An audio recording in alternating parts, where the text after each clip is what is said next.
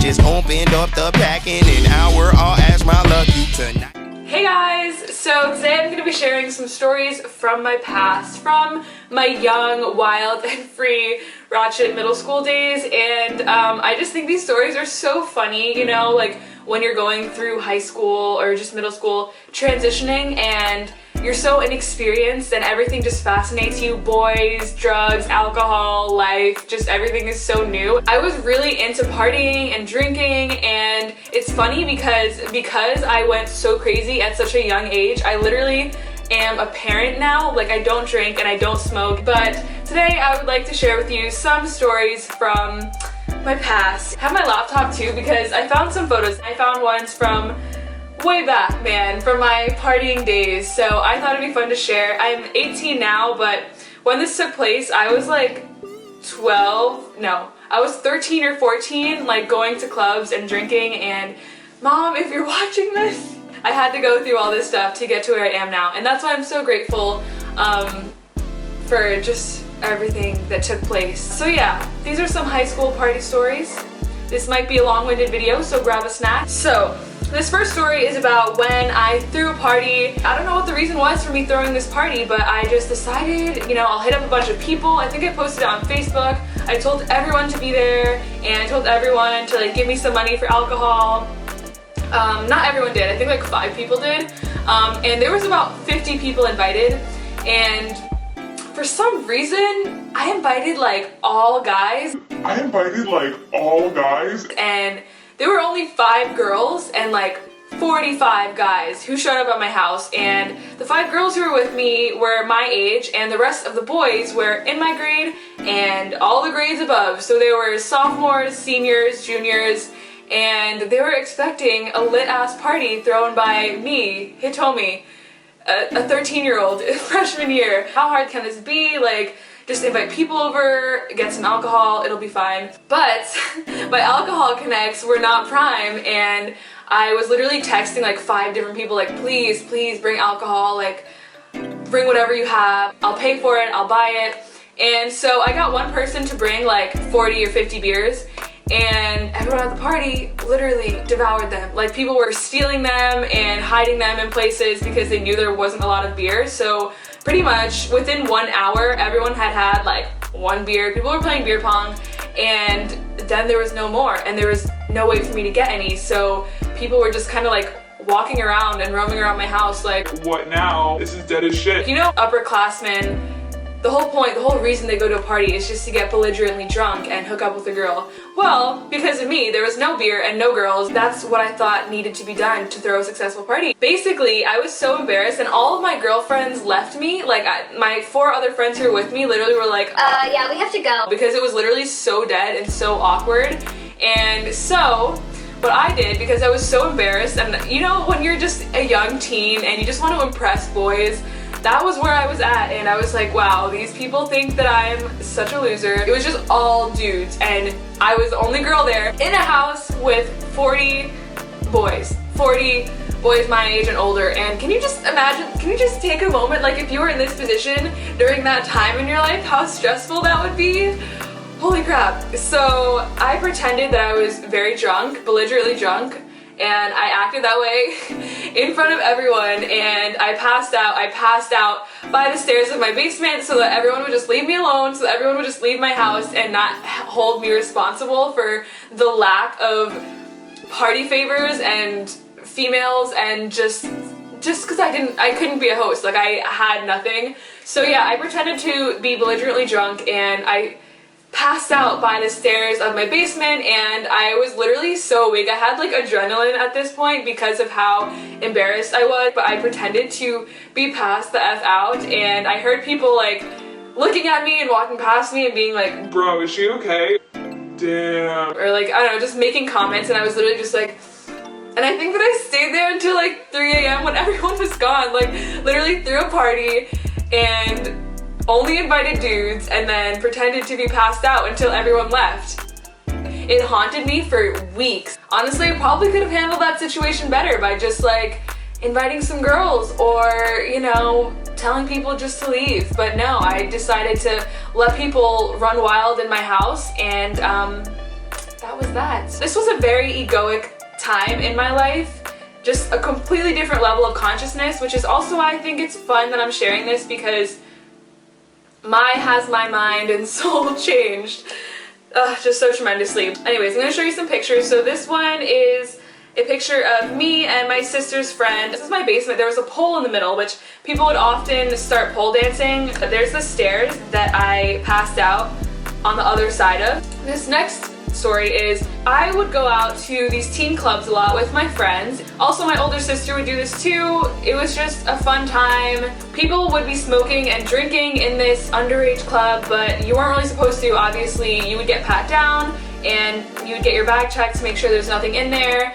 And basically DJs would perform there every week, every weekend on Fridays and Saturdays, I think. I was 13 during this time, but ended up hanging out with like 18 to 19 to 20-year-olds, which is like disgusting. Everyone kind of talked shit about me because I was always partying and stuff like that, and no one else in my grade was. Everyone in my grade was kind of innocent at that point, and I was the only one like hooking up with people and going out and getting drunk, so everyone kind of hated on me, except for my close friends who did the exact same thing as me, because that's just how it goes.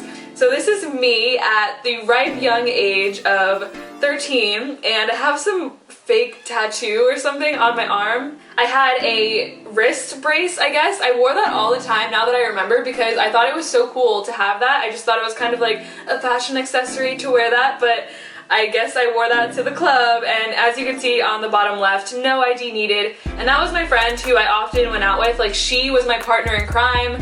Literally, she was Indian, and we called ourselves Harold and Kumar. I don't know if you've ever seen that show, but yeah, we were just fuck girls. And anyways, let's just assess my attire really quickly. I'm wearing a sports bra, a white and black striped sports bra with a sequin top over that, and a tight pencil skirt and some booties, probably from Charlotte Russe or some cheap place like that. I remember those because they were really worn down. Here's another picture of us with these guys. We kind of made friends within this clubbing scene because we would go so often. We like knew all the promoters. We met up with these guys who were friends of our friends, but we didn't really know them, and we decided to drive around after because it was early and we just wanted to hang out. And they suggested, hey, let's get some alcohol. And we were like, okay, yeah, sure, but do you have an ID? Like, we don't have an ID, I don't know how this is gonna work. Like, oh no, it's fine, we got it. Like, we'll get it for you, no problem. So we park in this parking lot. This is in Danbury, Connecticut. I don't know if you guys know that area. We parked in this random parking lot, and they're like, yeah, we'll go get the alcohol. Then a cop or like a park police kind of guy stopped, and he was like, hey, you're not allowed to be parked here. And I was like, oh, okay, no problem, sir, I'll just move my car, thank you so much. And you know, I like, when I saw the cop, I moved to the front seat because we were both in the back seat. We were taking selfies with my little digital camera and just having the time of our lives, my friend and I in the back seat. And then the cop came, so I like jumped to the front, really startled, and he didn't see that though, I don't think. And so I was like, yeah, sure, I'll just move the car. But I was 13, I didn't know how to drive. I just got so nervous, and I was like, yeah, no problem. And he waited for me to move the car, and obviously I couldn't drive, so I was like, fuck, what do we do? What do we do? What do we do? I was freaking out. My young ass didn't know how to drive, and he ended up looking the license plate number of the car, and he came back to the window and he said, Man, do you know that you're in a stolen car? And me and my friends were like, what the fuck? These people that we're with stole a car, and then they come back, we see them approaching, and they're kind of like freaked out, and we see that they have a wrench, or not a wrench, like a crowbar, I think that's what it was, and a leather, like they had leather gloves on, and we looked at them, and they just looked sketchy as fuck, and they saw the police, and they ran away. And then the police called 2 more cops over, so 2 more cop cars came, they took us in the back seat, and they asked us some questions, like, do you know who these people are? I think they knew that we weren't the people who stole the car, because we didn't fit the profile or whatever. They just knew that like these 2 young ass girls didn't steal this car. My instant thing to do when I like am being intimidated by cops is to just cry. So I cried a lot, and I was like trying to use that as a card so that they would see me as more innocent or something, which wasn't even necessary because I literally looked like 12. Which I was. I forget what else he said. Basically, they stole the car, and they stole from a lot of like places, I guess, like actual stores, and they were gonna steal liquor from a liquor store. Like, they were using the crowbar to sneak in. both of our parents got called and I was grounded, and my friend's mom hated me after that. She had to pick us up and she just hated me. She just thought I was evil because I almost got her daughter arrested and just in so much trouble. So then my mom, after I got home, proceeded to look up a bunch of different articles about these boys we were hanging out with, and she was just so like, I don't even know if she was mad or disappointed. She was just like really invested in showing me how bad the world is and how bad certain people are and how dangerous things are. And so she, like, for months after that would send me articles about gangs, and to this day she still does that. Like, hey, there's a gang around where you live, so be careful, and she'll send me like articles upon articles about them. So after that I got my door taken away, and that happened quite often actually. So they unscrewed my door from its hinges, which was really sad because I would always lock my door and like use the key so no one could get in when I was gone, because my sister would always steal my clothes. So I was like, fuck, now all my clothes are gonna get stolen, which was really annoying. That was a really big issue and a reason that we would always fight. But anyway, so that happened. My friend, the one that almost got arrested with me, she somehow was able to come over. I think, oh, she lied. We were such bad kids. We would lie to our parents all the time about where we were, and it's just fucked up. But she told her mom she was somewhere that she was allowed to be, and basically came over to sleep over at my house. And everyone knew that my house was the house where you could do anything and get away with it, or it was just, my parents weren't strict. My parents really trusted me, and I'm so grateful for them because I had to fuck up to learn the lessons that I learned. But yeah, they really trusted me, and so whenever my friends would come over, they weren't really like hovering over us. They kind of just let us do whatever we wanted. My friend came over and we decided to sneak out, and like we did often. And so what we did was we taped a blanket to my door, a Winnie the Pooh blanket I recall. We used duct tape and we taped it to the top of my door, and we're like, yeah, that'll do. It was just a hysterical thing. And we snuck out and drove around with one of our guy friends, and my friend actually ended up hooking up with him, and I was the most uncomfortable I've ever been in my life. He was chewing bubblegum. I hate the smell of bubblegum because of this event. They were hooking up in the front seat, just like making out intensely, and I don't know why I didn't think to leave. I was literally in my neighborhood. We were driving around in my neighborhood and there was a park, and we were parked in front of the park, and I don't know why I didn't leave, but I was sat in the car while they made out and it smelled so strongly of bubblegum. I don't know if he just didn't take it out of his mouth, but I think the car literally got a little bit steamy. That was the worst night of my life. So yeah, for like an hour I was just inhaling this bubblegum flavor, and ever since then I've been repulsed of it. But yeah, so that happened, and then when we came home, the blanket was on the floor and it had no missed calls, and I don't even know if anyone was home, but we just looked at each other and like died laughing when we came home, not in trouble, and the blanket from my door was on the floor. That was just kind of the epitome of my life, coming home, trying to sneak out and realizing that no one cared anyway. Okay, another thing that I would do, this was during freshman year, is I would bring vodka to school and drink it in class and just all day, which I know sounds so horrible and I sound like a fucking alcoholic, but my house never really had alcohol in it. My parents didn't drink at all. They didn't drink wine, they didn't drink anything, so any alcohol that was ever at my house, my parents didn't know about. So somehow I had a big bottle of vodka in my home. Every day before school I would bring these 2 containers of tea, and I would put like 2 to 3 shots, like if this is a shot of vodka, I would put 2 to 3 shots of vodka in each container and drink them throughout the day. And little by little everyone started to know that I did this because I would tell them. I think I was so cool, and people also thought I was cool for doing this, which is so dumb. But people would like stop by my locker and have a sip, or if they saw me in the hallway they'd be like, hey, it's Tommy, let me get a sip. And so kind of everyone, I feel like I can still get in trouble. Like I feel like if my principal watched this right now, I'd get in trouble. But yeah, so everyone would drink some of my vodka tea. I think I mixed it with like green tea or Lipton or something. It just tasted really good. And I remember this one time in forensics class, which was my favorite class. I really liked school and I still do, but forensics was my favorite, and I remember I was getting really drunk and I was like, fuck, I can't move, like I can't control my body right now. I was giggling, I was hot, and I could barely walk. Well, Thank God this wasn't a lab, so we pretty much sat down for most of the day taking notes, which is sometimes, you know, what we did in forensics class. Like some days were only notes and stuff. So yeah, I got really drunk, and after that I didn't do that anymore. I think I did it for like 2 or 3 weeks, literally. I drank alcohol every day in school. Not every day, but yeah. And the girl sitting next to me, actually, I pierced her tongue. I want to show you guys. I used to have my tongue pierced. I'll insert this picture. Yeah, that was me. People would come to me to get their ears pierced, and I ended up piercing that girl who I sat next to in forensics. I ended up piercing her tongue, and I would get sterilized needles, and I had gloves, and I had like clamps, and I thought I was really professional. Okay, so like I said before, I used to go clubbing a lot with my friends. Sorry if the lighting changed. I know the light is about to pour into here because of the way the sun is, but yeah, let's just continue, okay? The lighting looks kind of weird, but sorry guys. Anyways, this was a bathroom selfie, and this is often what I wore. I had some yellow douchebag sunglasses on, which I took from a boy, and yeah, that was my little outfit. So I would often wear just pencil skirts and revealing tops.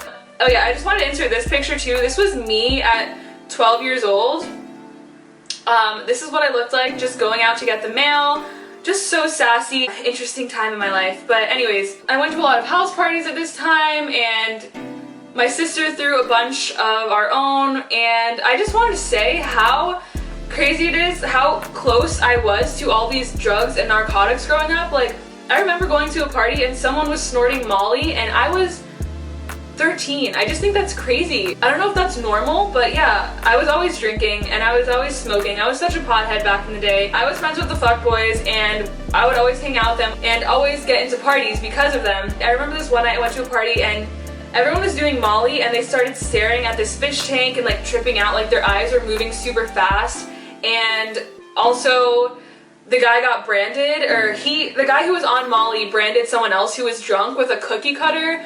And I don't know if you guys ever go to parties and that happens, but I've seen that happen several times. Like, why do boys brand themselves at parties? I don't know. I moved upstate to Maryland. Here's a picture of all the boxes in my room. This was my old room, and it was literally just a square. You know, much like this one, but I love that dresser, so cute. I left all my friends. It was really hard, and the day that I moved is when I pierced my friend's tongue. She didn't keep it in. So yeah, I think that she couldn't take the swelling because it swells for like 3 days and it's really painful. But yeah, here's a picture of me in my basement in New York with a cute boy that I really liked. And here's a picture that I really like. It's kind of aesthetic with the speakers and my curled hair. A picture of me and my sister's friends. I thought it was so cool that I was drinking and no one else in my grade was. I would always like hold the beverage like in the photo, like, you know, like those red cup photos, yeah. But like I went out of my way to hold the beverage in the photo. Here's a picture of me and my sister's friend and these guys that we met. This night I remember we went to a bunch of different parties. We had to lie about our ages, and we pretended we were in college because we were hanging out with all college guys this night. And my sister's friend accidentally said her real age, and everyone started freaking out, and they were like, oh nah, like you guys gotta go, and they started freaking out, so we had to leave that party. But don't I feel like I look so old. I feel like I look older there than I do now, or I just look like a different person. My face has gone through so many changes. Wow, I'm really pink right now with the light and the windows closed, so I'm just saying if I look sweaty or oily, it's hot in here. I moved to Maryland and I was a stoner. So when I moved, my partying habits continued, but my smoking habits just skyrocketed. So I moved from New York in February of my freshman year. So I was 14 years old, and I moved to Maryland, and I became friends with a lot of the kids who smoked, and I would end up smoking during school a lot. We had open lunch, so you could leave. Everyone, for the most part, would smoke in all these different spots. You know, you could just go there, meet up with a bunch of friends, match and smoke, and it was a good time. So I did this often. It was just really easy to make friends that way, and I enjoyed smoking weed at that point, which I don't at this moment, and I haven't for a while. But yeah, so I would smoke before school, in my backyard, during school with all these people, and after school, and sometimes at night. I was a total stoner, and I loved smoking with people. That was just what there was to do, what I enjoyed doing, and it was just such an event, you know? Sorry for the background change, but the lighting was getting a little messed up, as I'm sure you could tell. I'm trying to think if I have any funny stoner stories, but I can't think of any right now. 420 was always great. For some reason, I always lived in houses where it was really easy to throw parties, so that often happened. I stopped smoking because it just stopped being beneficial to me. I stopped being a pothead after like freshman year, smoking that much. I got sad and weed just made me anxious. Just progressively, like, as I experienced more depression, smoking just wouldn't help me. And after I wasn't depressed anymore, smoking still just made me second guess myself, made me feel a little bit insecure, or like second guess myself is the best way to put it. It's just so crazy how much my spirit has evolved. Another thing that happened was people would hook up in my room. So in my first house in New York when I was a freshman, my sister would always throw parties, and this one time I got $300 stolen from me and I cried my eyes out for hours, and I was so angry. I was like, you have to pay me back, your friend did this. Of course there was no proof that anyone took my money, but it was gone. Like, I came home and it was gone, and I cried for so long, because you know when you're young, $300, like, that was a lot of money that I had saved up, and that's when I realized the world is unfair, you know?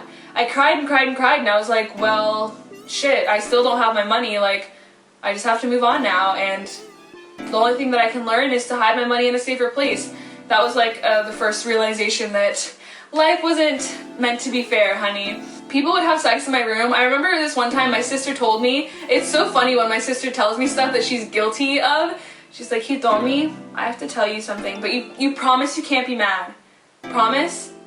And of course I would get mad after, and she'd be like, you promised you can't be mad right now. But yeah, people had sex in my bed, and it's just disgusting, the thought that someone else, two sweaty, gross people, had their fluids all up in my secret sanctuary, my place. And then that happened again when I was living in Maryland, and this dude was literally having sex with this girl in my room, and I walked in on him, and they left. I was like, get the fuck out of my room. What are you doing? Get out of my room. And so they got dressed and they left my room, and of course I washed my sheets and everything. But like a few days later, he friend requested me on Facebook and he messaged me and tried hitting on me. I think I still have, I'm not gonna pull up the receipts because, I mean, maybe I will, I don't know. Maybe not, I don't feel like digging for that, but yeah, like he had sex in my room with someone, I walked in on him, and then he proceeds to hit on me, and like persistently. He was always getting with girls. He was beautiful. He had blue eyes, and he was my type at the time. He had like a piercing and like just nice hair, you know? It's always the hair that gets you. All that happened. I just want to let you guys know, and I hope that you do know, that your body is your own, okay? And you know that saying for vegans, stick up for those who don't have a voice when talking about animals? I want you guys to stick up for yourselves, because you do have a voice, and if someone is pressuring you to do something you don't want to do, to hell with them. Growing up, like, because I would party all the time, because I was in these situations all the time, it would just so happen that guys would try to hook up with me, and I had the voice to say no. And that happened so many times where guys would be like, no, come on, like, let's just do this or that, and I'd be like, no, I don't want to. Sometimes when I go into situations now where I feel like it's just gonna be me and one other guy hanging out, and the guy has been very flirty, I feel like most of the guys in my life are just flirty in general, but if I'm afraid that like they might try to do something, I'll text them beforehand and be like, hey, so this is a very casual thing, I'm just looking for friends, I don't want to hook up, and I don't want this to be about that in any way, and if you can't respect that, then let's not hang out. Like, I will text guys that because I don't even want them to try. I don't even want to have to reject someone or say no. Like, I'll tell them ahead of time, it's not like that, boo. And usually they'll be fine with it. But sometimes if you feel, even in the slightest bit, that you'll be pressured into doing something, or that someone will try to make a move on you that you do not want to make a move on you, to, just say it up front and address that thought and that feeling, so that, you know, you don't have to worry about it later in the night. And at the same time, if you do want to, like, enjoy and experience sex and life, that's totally fine too. It's your choice, whatever makes you happy. Seriously. Just don't hurt people, don't lie to people, just be honest. If you don't want to get with someone, tell them. If you do want to get with someone, tell them. If you like someone and they're in a relationship, don't tell them. Just be a good person, man. But yeah, those are some of my stories. I don't know if this was even entertaining.